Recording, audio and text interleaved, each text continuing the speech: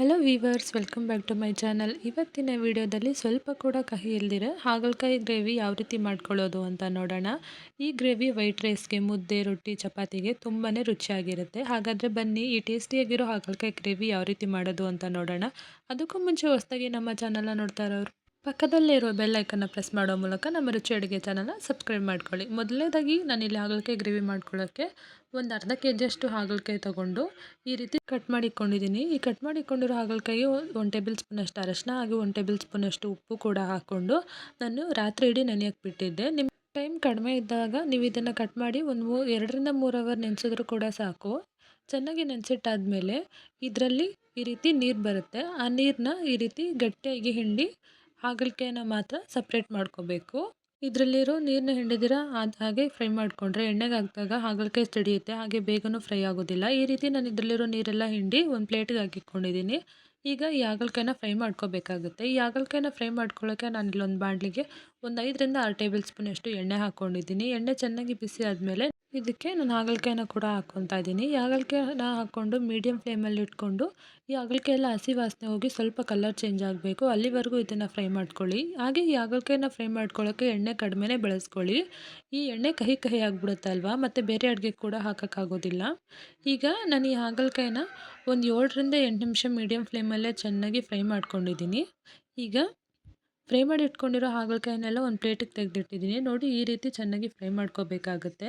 ಇದು ಕ್ರಿಸ್ಪಿಯಾಗಿ ಆಗಬಾರ್ದು, ಈ ರೀತಿ ಸ್ವಲ್ಪ ಸಾಫ್ಟಾಗೇ ಇರಬೇಕು. ಆ ರೀತಿ ಇದನ್ನು ಫ್ರೈ ಮಾಡ್ಕೊಳ್ಳಿ.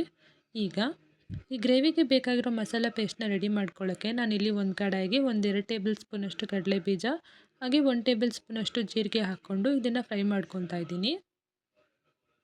ಹಾಗೆ ನಾನು ಇದಕ್ಕೆ 3 ಒಣಗಿರೋ ಮೆಣಸಿನ್ಕಾಯಿ ಕೂಡ ಹಾಕ್ಕೊತಾ ಇದ್ದೀನಿ. ಈ ಒಣಗಿರೋ ಮೆಣಸಿನ್ಕಾಯಿನ ಹಾಕ್ಕೊಂಡು 1-2 ನಿಮಿಷ ಫ್ರೈ ಮಾಡಿಕೊಂಡು ಸ್ಟವ್ ಆಫ್ ಮಾಡಿ ಇದನ್ನೆಲ್ಲ ತಣ್ಣಗಾಗಕ್ಕೆ ಬಿಡಿ. ಈಗ ನಾವು ಫ್ರೈ ಮಾಡಿ ಇಟ್ಕೊಂಡಿರೋ ಇಂಗ್ರೀಡಿಯೆಂಟ್ಸ್ ಎಲ್ಲ ತಣ್ಣಗಾದ್ಮೇಲೆ ನಾನು ಇದನ್ನು ಒಂದು ಮಿಕ್ಸಿ ಜಾರ್ಗೆ ಹಾಕ್ಕೊಂಡಿದ್ದೀನಿ. ಹಾಗೆ ನಾನು ಇದಕ್ಕೆ ಸ್ವಲ್ಪ ಹಸಿ ಕೊಬ್ಬರಿನೂ ಕೂಡ ಸೇರಿಸ್ಕೊತಾ ಇದ್ದೀನಿ. ನೀವು ಇದಕ್ಕೆ ಒಣಗಿರೋ ಕೊಬ್ಬರಿ ಕೂಡ ಹಾಕ್ಕೋಬೋದು. ಇದನ್ನೆಲ್ಲ ಸೇರಿಸ್ಕೊಂಡು ಇದಕ್ಕೆ ಸ್ವಲ್ಪ ನೀರು ಸೇರಿಸಿ ಇದನ್ನು ಈ ರೀತಿ ನುಣ್ಣಗೆ ಪೇಸ್ಟ್ ರೀತಿ ಮಾಡ್ಕೋಬೇಕು. ಈಗ ಒಂದು ಪಾತ್ರೆಗೆ ಒಗ್ಗರಣೆಗೆ ಹಾಗಲಕಾಯಿನ ಫ್ರೈ ಮಾಡಿದ್ರಲ್ವ, ಅದೇ ಎಣ್ಣೆನ 1-2 ಟೇಬಲ್ ಸ್ಪೂನಷ್ಟು ಹಾಕ್ಕೊಂಡಿದ್ದೀನಿ. ಎಣ್ಣೆ ಎಲ್ಲ ಚೆನ್ನಾಗಿ ಬಿಸಿ ಆದಮೇಲೆ ನಾನು ಇದಕ್ಕೆ 1 ಟೇಬಲ್ ಸ್ಪೂನಷ್ಟು ಸಾಸಿವೆ ಹಾಕ್ಕೊತಾ ಇದ್ದೀನಿ. ಸಾಸಿವೆ ಎಲ್ಲ ಚೆನ್ನಾಗಿ ಸಿಡಿದಾದಮೇಲೆ ನಾನು ಇದಕ್ಕೆ ಸಣ್ಣದಾಗಿ ಹಚ್ಚಿಟ್ಕೊಂಡಿರೋ ಒಂದು ಈರುಳ್ಳಿ ಹಾಗೆ ಸ್ವಲ್ಪ ಕರಿಬೇವಿನ ಸೊಪ್ಪನ್ನು ಕೂಡ ಹಾಕ್ಕೊಂಡು ಫ್ರೈ ಮಾಡ್ಕೊತಾ ಇದ್ದೀನಿ.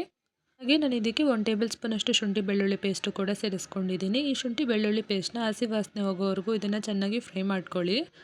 ಇದೆಲ್ಲ ಚೆನ್ನಾಗಿ ಫ್ರೈ ಆದಮೇಲೆ ನಾನು ಇದಕ್ಕೆ ಸಣ್ಣದಾಗಿ ಹಚ್ಚಿಟ್ಕೊಂಡಿರೋ 1-2 ಟೊಮೊಟೊ ಸೇರಿಸ್ಕೊತಾ ಇದ್ದೀನಿ. ಟೊಮೊಟೊನ ಈ ಒಗ್ಗರಣೆಗೆ ಹಾಕ್ಕೊಂಡು ಸಾಫ್ಟ್ ಆಗಬೇಕು, ಅಲ್ಲಿವರೆಗೂ ಇದನ್ನು ಚೆನ್ನಾಗಿ ಫ್ರೈ ಮಾಡ್ಕೊಳ್ಳಿ. ಈಗ ಟೊಮೊಟೊ ಎಲ್ಲ ಚೆನ್ನಾಗಿ ಸಾಫ್ಟ್ ಆಗಿದೆ.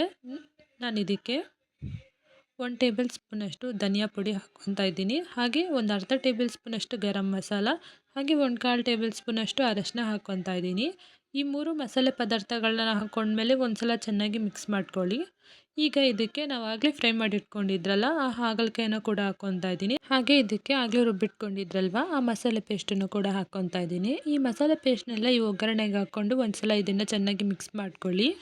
ಹಾಗೆ ನಾನು ಇದಕ್ಕೆ ಅದೇ ಮಿಕ್ಸಿ ಜಾರ್ಗೆ ಸ್ವಲ್ಪ ನೀರನ್ನ ಕೂಡ ಸೇರಿಸ್ಕೊಂಡು ಈ ಒಗ್ಗರಣೆಗೆ ಹಾಕ್ಕೊತಾ ಇದ್ದೀನಿ. ಹಾಗೆ ರುಚಿಗೆ ತಕ್ಕಷ್ಟು ಉಪ್ಪು ಹಾಕ್ಕೊಂಡು ಇದನ್ನೊಂದು ಸಲ ಚೆನ್ನಾಗಿ ಮಿಕ್ಸ್ ಮಾಡಿಕೊಂಡು ಇದನ್ನು ಕುದಿಯೋಕ್ಕೆ ಬಿಡೋಣ.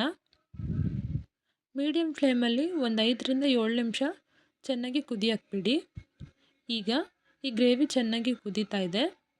ಈ ಗ್ರೇವಿ ಸ್ವಲ್ಪ ನೀರಿದ್ದಂಗೆ ಸ್ಟವ್ ಆಫ್ ಮಾಡಿ ಕೆಳಗಡೆ ಇಳಿಸ್ಬಿಡಿ. ಇದಕ್ಕೆ ಕಡಲೆ ಬೀಜ ಹಾಗೆ ಕೊಬ್ಬರಿ ಎಲ್ಲ ಸೇರಿಸಿ ಮಸಾಲೆ ಹಾಕಿರೋದ್ರಿಂದ ಇದು ತಣ್ಣಗಾದ್ಮೇಲೆ ಬೇಗನೆ ಗಟ್ಟಿ ಆಗಿಬಿಡುತ್ತೆ. ಹಾಗೆ ಕೊನೆಯದಾಗಿ ನಾನು ಇದಕ್ಕೆ ಸ್ವಲ್ಪ ಕೊತ್ತಂಬರಿ ಸೊಪ್ಪು ಕೂಡ ಸೇರಿಸ್ಕೊತಾ ಇದ್ದೀನಿ.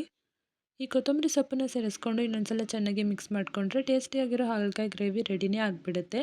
ನೋಡಿದ್ರಲ್ಲ ಹಾಗಲಕಾಯಿ ಗ್ರೇವಿ ಯಾವ ರೀತಿ ಮಾಡ್ಕೊಳ್ಳೋದು ಅಂತ. ಈ ವಿಡಿಯೋ ನಿಮಗೆ ಇಷ್ಟ ಆಗಿದ್ದಲ್ಲಿ ಲೈಕ್ ಮಾಡಿ, ಶೇರ್ ಮಾಡಿ, ಕಮೆಂಟ್ ಮಾಡಿ, ಹಾಗೆ ನಮ್ಮ ರುಚಿ ಅಡುಗೆ ಚಾನಲ್ನ ಸಬ್ಸ್ಕ್ರೈಬ್ ಮಾಡ್ಕೊಳ್ಳಿ. Thank you.